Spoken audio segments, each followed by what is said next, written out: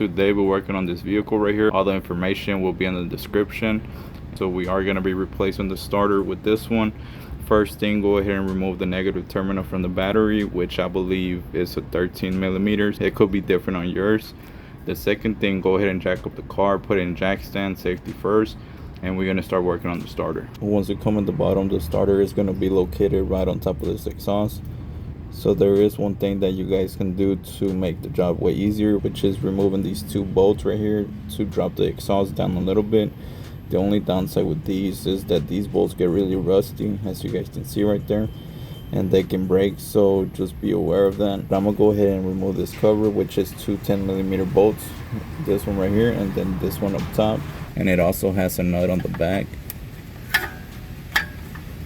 which is that one right there. Once you remove that nut, just go ahead and push this cover back like that towards the passenger side, and just go ahead and leave it right there, since there is no room to remove it because of the exhaust. And then on the back is the oil filter. The next step after that, we are going to be removing this bolt right here, and the one on top of it, which is where that socket is at, is right next to this motor mount.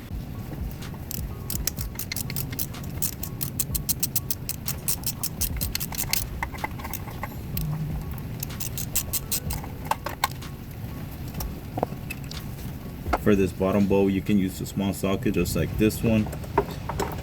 If you use the regular socket, it is gonna hit right here once you backen it up, and you're gonna get your ratchet stuck.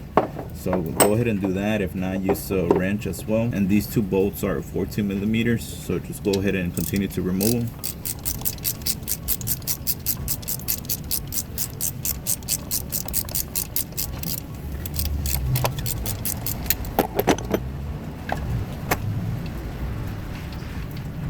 Once you remove it, just go ahead and push it back just like this, and just kind of play with this plate.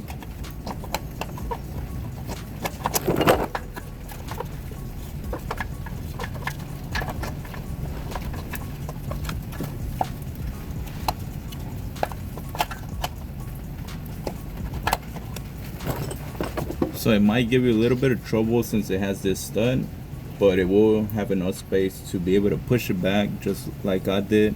That way you can put it in this position. So I was able to push this plate up, that way I can access this connection right here and this connector. For the connector, the only thing you got to do is pretty much press on this side on the left, and then you're gonna pull it towards you. Sometimes it does get stuck, but most of the times you just wiggle it and press the little tab, and you should be able to pull it back. And for this one, most of the times it's a 12 or 13. The last step after removing the starter, just go ahead and match everything up. Make sure that the connector and the connections are in the same place. And on the new one, it did came with this stud. And if for some reason yours don't come with the stud and everything looks the same, you can always remove the stud as well. Make sure you guys put some WD-40 or something on this one before removing it, because it does get really stuck. On mine it looks identical, so I'm gonna continue to install it and show you guys a time lapse. Another thing that I'm gonna do, I'm gonna go ahead and clean this connection up, since it does have a lot of corrosion and stuff on the side.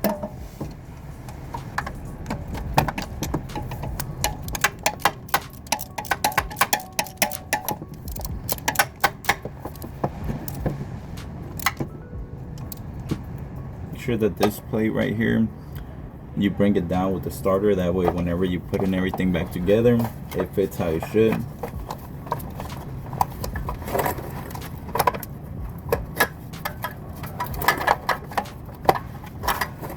So just like that, if you guys position this plate how it should be before installing the starter, you shouldn't have any problems.